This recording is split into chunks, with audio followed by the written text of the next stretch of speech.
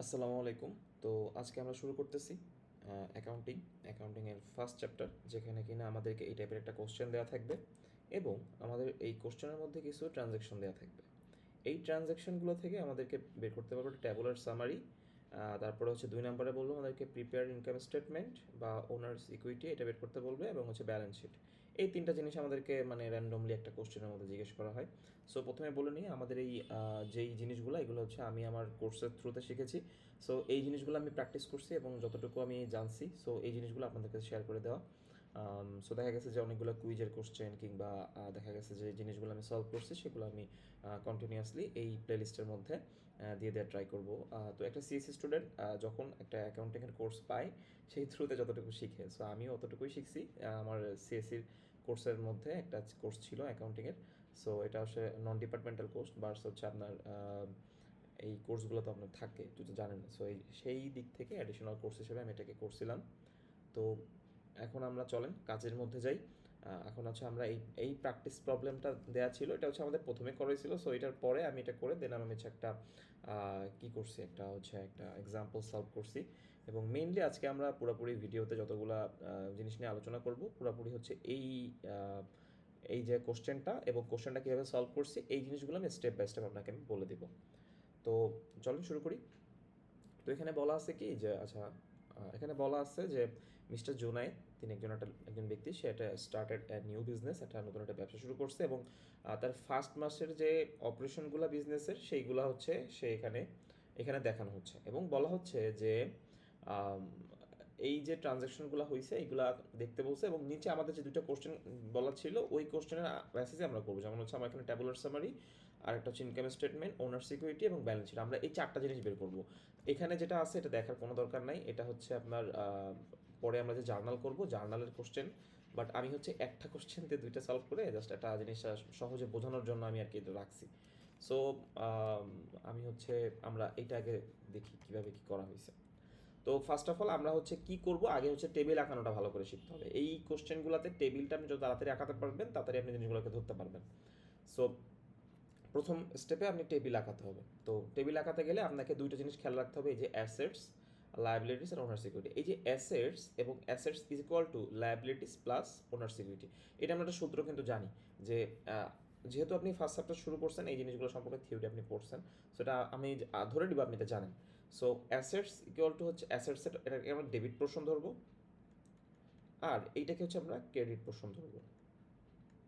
ওকে, তো যদি এটা ডেবিট পোর্শন, এটা যদি ক্রেডিট পোর্শন ধরি, তাহলে এই ডেবিট পোর্শনের মধ্যে কি কি আছে দেখেন, অ্যাসেটস আছে শুধু। তো এই অ্যাসেটসের মধ্যে কি কি আছে দেখেন, ক্যাশ আছে, ইকুইপমেন্ট আছে, তারপর হচ্ছে কি ফার্নিচার আছে, অ্যাকাউন্টস রিসিভেবল আছে, আর হচ্ছে কি সাপ্লাইস আছে। এখন দেখেন আপনি টেবিলটা আগে ফার্স্টে আঁকাবেন। তো টেবিলটা কীভাবে আঁকাবেন, নর্মালি আপনি একটা উপর দাগ টানবেন এবং প্রথমে হচ্ছে উপর দাগটা টানবেন, তারপর হচ্ছে এই সাইডের 2টা দাগ টানবেন, এইটা এবং হচ্ছে এইটা। এই 2টা দাগ টানার পরে আপনি হচ্ছে এই পাশে রিমার্কস লিখলেন, এই পাশে হচ্ছে ডেট, এই পাশে ডেট থাকবে, এই পাশে রিমার্কসগুলো কি, রিমার্কস হচ্ছে আপনি প্রত্যেকটা ট্রানজ্যাকশনে যা করছেন শর্ট করে একটা নোট রাখতেছেন। এই নোটগুলো আপনাকে পরে কাজে দিবে, আপনি যখন ব্যালেন্স শিট করবেন কিংবা আপনি যখন অন্য অন্য কাজগুলো করবেন, ইনকাম স্টেটমেন্ট করবেন, তখন আপনার এই জিনিসগুলো কাজে দিবে। সো সেই পার্সপেক্টিভ থেকে আমরা হচ্ছে কি করি, ডেট এই পাশে রাখি এবং রিমার্কসগুলোকে এই পাশে রাখি, গেল। এখন আমরা কি করব, এই যে অ্যাসেটসটা আপনি এখানে আপনি যে মার্জিনটা টানছেন এর মধ্যে থেকে আপনি আরেকটা ছোট করে মার্জিন টানবেন এই পর্যন্ত। এই যে এখান থেকে শুরু করছেন, এখানে শেষ করছেন, করার পরে উপরে লিখবেন অ্যাসেটস, এবং অ্যাসেটসের জন্য 5টা খোপ রাখবেন। আর হচ্ছে লায়াবিলিটিসের জন্য 2টা, ওনার্স ইকুইটির জন্য আপনি 4টা আপনি কলাম করবেন, বরাদ্দ করবেন। করার পরে এখন আসছি আমরা হচ্ছে কীভাবে এটা সলভ করছি। সো এটা করা হয়ে গেছে, আপনি এখানে অ্যাসেটসের মধ্যে 5টা এলিমেন্টস আপনি এটা আপনার মুখস্থ থাকতে হবে, লিখে ফেলবেন। লায়াবিলিটিসের মধ্যে আপনার কয়টা এলিমেন্টস আছে, 2টা এলিমেন্টস আছে, এটা হচ্ছে অ্যাকাউন্টস পেয়েবল আর হচ্ছে নোটস পেয়েবল। সো আপনি অ্যাকাউন্টস পেয়েবল নোটস পেয়েবল লিখে ফেলবেন, ওনার্স সিকিউরিটিটা লিখে ফেলবেন, হচ্ছে owners capital, owners drawing, revenue and হচ্ছে এক্সপেন্স। সো এই 4টা জিনিস আপনি লিখে ফেলার পরে আপনি হচ্ছে কোশ্চেনে তাকাবেন। আসেন ফার্স্টে কি আছে, এপ্রিলের 1 তারিখে কি করছে সে, ইনভেস্টেড ক্যাশ 25,000 টাকা সে ক্যাশ ইনভেস্ট করছে। আর ইকুইপমেন্ট কি করছে, সে ইকুইপমেন্ট ইনভেস্ট করছে কত, 8,000। এখন এই ইনভেস্ট এটা এমন একটা শব্দ, এই ইনভেস্ট যখন যেখানেই থাকবে আপনি সেটাকে ধরে নেবেন যে এটা আপনার ব্যবসায় ইনভেস্ট করতেছে সরাসরি। তো এটাকে আপনার ওনার্স, আপনার নিজের ব্যবসায় আপনি নিজে ইনভেস্ট করতেছেন, সো এটাকে ওনার্স ক্যাপিটালের মধ্যে পড়বে। এতটুকু তো বুঝতেছেন যে ওনার্স ক্যাপিটাল কি নিজস্ব সম্পত্তি, যেমন এখানে ক্যাশ, এটা হচ্ছে ক্যাশ টাকা, ইকুইপমেন্ট কি আপনার ইকুইপমেন্ট, এটা অ্যাসেটসের মধ্যে পড়বে, ফার্নিচার আপনার ব্যবসার যে ফার্নিচার। এখানে একটা জিনিস মাথায় রাখবেন, আপনি এখানে যত কিছু কনসিডার করবেন সব আপনার নিজেকে কেন্দ্র করে কনসিডার করবেন, লাভ ক্ষতি সামনে আমরা যা পড়বো সব কিছু নিজেকে কেন্দ্র করে করবেন। তো এখানে ফার্নিচারটা কি, ফার্নিচারটা আপনার ব্যবসার ফার্নিচার। অ্যাকাউন্ট রিসিভেবল কি, এটা হচ্ছে আপনি অ্যাকাউন্টসে কত টাকা রিসিভ করে আপনার ব্যবসা আপনি যেটা রিসিভ করতেছেন। সাপ্লাইসটা কি আপনার ব্যবসা আপনি যতটুকু সাপ্লাইস দিচ্ছেন, এটাই হচ্ছে কথা। তো এখানে ইনভেস্টেড যেটা হচ্ছে, আমার সবসময় একটা জিনিস মাথায় রাখবেন, এই ইকুয়েশন মিলাইতে হবে, নাহলে কিন্তু আমার এই টেবিলটা মিলবে না। যেমন হচ্ছে assets is equal to liabilities plus owners equity, আমরা এখানে এটা মিলাতে হবে। তো ইনভেস্টেড 25,000 টাকা, ইকুইপমেন্ট কত 8,000। তো আপনার এখানে বুঝতেছেন যে ক্যাশ লেখা আছে, তো এটা ক্যাশ কিতে যাবে, তাহলে ক্যাশটা কি আমার এখানে, ক্যাশটা হচ্ছে অ্যাসেটস, তো ক্যাশ আমি এখানে লিখে ফেলছি। আর একটা কি বলছে ইকুইপমেন্ট, এই যে এখানে একটা ইকুইপমেন্ট বলছে, তো আমি ইকুইপমেন্টটাও এখানে লিখে ফেলছি, শেষ। আমার 800 টাকা ইকুইপমেন্ট, 25,000 টাকা ক্যাশ, ওকে ডান। পরের স্টেপে আমরা যাই। এত টাকা যদি হয়ে যায় তাহলে আমার দেখেন এই পাশে ডেবিট পোর্শনটুকু আমরা কি করে ফেলছি, অলরেডি আমরা একটা জিনিস লিখে ফেলছি। এখন এটাকে ক্রেডিট পোর্শনে ব্যালেন্স করতে হবে না, কারণ ক্রেডিট পোর্শনে এই জিনিসটা কোথায় যাবে, অবশ্যই এটা নিশ্চয়ই কোনো একটা জায়গা আছে। সো এটা হচ্ছে এখানে ওনার্স ক্যাপিটাল। এখানে দেখেন 25,000 টাকা যদি আপনার ক্যাশ হয়, ওই 25,000 টাকা প্লাস হচ্ছে আপনার এই যে 8,000 টাকা, এই দুইটাকে অ্যাড করতে হবে না, কারণ এই দুইটাতে আপনার কি নিজস্ব ব্যবসা আপনি ইনভেস্ট করতেছেন। সো ওইটা করলে আপনার কি হচ্ছে ওনার্স ক্যাপিটাল, এই দুইটা যোগ করলে যেটা হবে ওইটা হচ্ছে আপনার ওনার্স ক্যাপিটাল। এবার দেখেন এই দুই পাশ কিন্তু সমান সমান, তো এইখানে একটা থাকবে, তো সমান সমানের দুই পাশ কিন্তু ব্যালেন্স হয়ে গেছে। চলেন আমরা পরের পরের ট্রানজ্যাকশনে যাই। এপ্রিলের 4 তারিখে কী করে ফেলছে সে, সে 4টা পারচেস করে ফেলছে, মানে অফিসের সাপ্লাইস পারচেস করছে অন অ্যাকাউন্টে। এই যে অন অ্যাকাউন্ট, অন অ্যাকাউন্টে যখনই থাকবে তখনই আপনি এই জিনিসটা চিন্তা করে ফেলবেন যে অন অ্যাকাউন্টে যখন থাকবে সেখানে অ্যাকাউন্টস পেয়েবলে যাবে। ওকে, অন অ্যাকাউন্ট মানে অ্যাকাউন্টস পেয়েবল। সো এখানে সে কী করছে, লাভেলো কোম্পানি টাকা 500 টাকা, সে 500 টাকার সাপ্লাইস পারচেস করছে। ওকে, তাহলে সাপ্লাইস তো সরাসরি লেখা আছে, তো আপনার সাপ্লাইস তো যেখানে আমার এখানে আছে, আমি সাপ্লাইসটা বসাই দিলাম, শেষ। এখন এই ক্রেডিট পোর্শনে আমি কোথায় দিব আমার এই 500 টাকা, এখন তো দিয়ে, এখন দেখতেছেন এখানে দিছি, বাট আমি এখানে কোথায় দিব, আপনার তো এই চিন্তাটা আসবে। তো আপনি অবশ্যই এখানে অন অ্যাকাউন্ট আছে, এইটার বেসিসে যত প্রশ্ন আসুক চোখ বন্ধ করে অন অ্যাকাউন্টে আপনি অ্যাকাউন্টস পে বলে 500 টাকা লিখে ফেলবেন। এখন দেখেন সমান সমান এই পাশে পাশে ব্যালেন্স হয়েছে। চলেন পরের ট্রানজ্যাকশনে যাই। এপ্রিলের 10 তারিখে কী করছে সে, সার্ভিস রেভিনিউ পারফর্ম করছে। মানে সে আসলে সার্ভিস রেভিনিউ পারফর্ম মানে কি, সে যে সার্ভিসটা দিছে, পারফরমেন্স দিছে সে, তার রেভিনিউটা কত, এত টাকা। তাহলে সার্ভিস রেভিনিউ যখনই থাকবে সেটা কী আমি বলতেছি, অ্যান্ড এত টাকা receive in cash. Service revenue কোনটা, সার্ভিস রেভিনিউ যখনই থাকবে, সরি এখানে সার্ভিস পারফর্ম, ওকে, সার্ভিস পারফর্ম যখনই থাকবে তখন সে কি একটা রেভিনিউ জেনারেট করবে। ওকে, সে যখনই একটা সার্ভিস দিবে তখন সেটা রেভিনিউ জেনারেট করবে। তখন সেটা কোথায় যাবে, মনে করেন যে আপনি একটা কাজ করছেন, সেই কাজের একটা টাকা পাচ্ছেন, আয়, রেভিনিউ মানে কি আয়, আপনি যে আয় করতেছেন এটা কি আপনি নিজে পাবেন। সো ওই আয়ের এখানে কি বলছে যে 30,000 টাকা সে সার্ভিস পারফর্ম করছে, সে পাইছে, এবং 22,000 টাকা সে ক্যাশে নিয়ে নিছে। মানে আপনি একটা কাজ করছেন, 30,000 টাকা ডিল করছেন, 22,000 টাকা আপনি বলছেন কি আমাকে ক্যাশ দিতে হবে। যদি আপনি দিতে পারতেন, মনে করেন সেই লোকটা আপনার সব পুরো টাকা দিতে ক্যাপাবল না, আপনি তাকে বলতেছেন যে আচ্ছা ঠিক আছে আপনি আমাকে 22,000 টাকা ক্যাশে দেন, আর কিছু টাকা আপনি আমাকে দিয়ে দিন। সো ওই যে টাকাটা আপনাকে দিয়ে দিবে বলতেছে, ওইটা হচ্ছে আপনার অ্যাকাউন্ট রিসিভেবলে যাবে 8,000 টাকা। ওকে, এই যে 30 মাইনাস 22 করলে 8,000 টাকা, ওই 8,000 টাকা আপনার অ্যাকাউন্ট রিসিভেবলে যাবে। আর যেই 22,000 টাকা আছে, ওই 22,000 টাকা আপনি ক্যাশে নিয়েছেন, ক্যাশের পোর্শনে লিখে ফেলবেন। এখন দেখেন এই যে দুইটা জিনিস আপনি করে ফেলছেন, আপনি ডান পাশে তাকায় না, আপনি এখন চিন্তা করেন যে আপনি এই ক্রেডিট পাশে এখানে কোথায় দিবেন এই জিনিসটা। অবশ্যই আপনার এটা কোনো একটা পোর্শনে দিতে হবে। এখানে এখানে দেখেন আমি রেভিনিউ পোর্শনে দিচ্ছি, কী জন্য, এইটা বলছে সার্ভিস পারফর্ম, যখন আপনি সার্ভিস পারফর্ম করবেন তখন এটা রেভিনিউ জেনারেট হবে। সো এটা রেভিনিউ পোর্শনে দিচ্ছি, শেষ। আর রিমার্কস কি লিখে রাখছি এখানে, এই যে সার্ভিস রেভিনিউ, এখানে যেমন কী লিখছিলাম, ইনিশিয়াল ইনভেস্টমেন্ট, এটা প্রথমে ইনভেস্ট করছিলাম বলে ইনিশিয়াল ইনভেস্টমেন্ট। ওকে, গেল। একটু কালার চেঞ্জ করি যেহেতু আমি এরপর থেকে শুরু করতেছি। আচ্ছা, এপ্রিলের 12 তারিখে আসেন। এপ্রিলের 12 তারিখে কী করছে দেখেন, উইথড্র করছে, মানে কি আপনি টাকা তুলে নিছেন, উইথড্র করছে ফর ক্যাশ, ক্যাশ থেকে সে পার্সোনাল ইউজের জন্য টাকা তুলে নিছেন। ওকে, তো যখন আপনি টাকা তুলে নেবেন বা এমন কোনো কিছু হবে, সেটা আপনার কী হবে, মনে করেন যে আপনি ক্যাশ থেকে 800 টাকা আপনি তুলে নিলেন। তো এই যে জিনিসটা দেখেন এখানে যে ব্র্যাকেটটা আছে, এটা হচ্ছে কেন দিছি, এটা হচ্ছে মাইনাস। আমরা এই জার্নালের মধ্যে কোথাও মাইনাস দিব না, এটা আসলে আমার ভার্সিটিতে আমার ম্যাম বলেছিল যে সবসময় ব্র্যাকেট দিয়ে করতে, বাট এখানে অনেকে অনেক রকমভাবে করে। অনেকে এটা মাইনাস দিয়ে করে বা অনেকে হচ্ছে মাইনাসের জন্য এরকম ফার্স্ট ব্র্যাকেট দেয়, বাট এটার কনসেপ্টটা হচ্ছে ফার্স্ট ব্র্যাকেট আপনি যেটা দিচ্ছেন এটা আপনি যখন এক্সেল শিটে করবেন তখন বুঝতে পারবেন যে আসলে এই ব্র্যাকেটগুলো দিয়ে আমাকে আসলে মাইনাস বোঝানো হচ্ছে। সো ব্র্যাকেট দিলে জিনিসটা সুন্দর দেখায়, আর মাইনাস দিলে জিনিসটা আসলে দেখতে একটু মানে কেমন লাগে আমি জানি না, বাট আপনি চাইলে দিতে পারেন। আপনার ফ্যাকাল্টি কীভাবে আপনাকে সাজেস্ট করে আপনি সেটাই ফলো করবেন। তো 8,000 টাকা যদি উইথড্র করে, তো আমি 8,000 টাকায় 800 টাকা উইথড্র করছে, ওটা আমি -800 ক্যাশ থেকে দিছি। এখানে যদি -800 করছি, ওইটা আমার কোথায় যাবে? অবশ্যই আমার এই পাশে ব্যালেন্স হইতে হবে, এই যে ইজ ইকুয়াল টু দিছি। সো এইখানে 800 লিখে দিছি ওনার্স ড্রয়িংয়ে, কারণ নাকি এখানে আমাদেরকে উইথড্র করছে, উইথড্র করলে ওনার্স ড্রয়িংয়ে যাবে।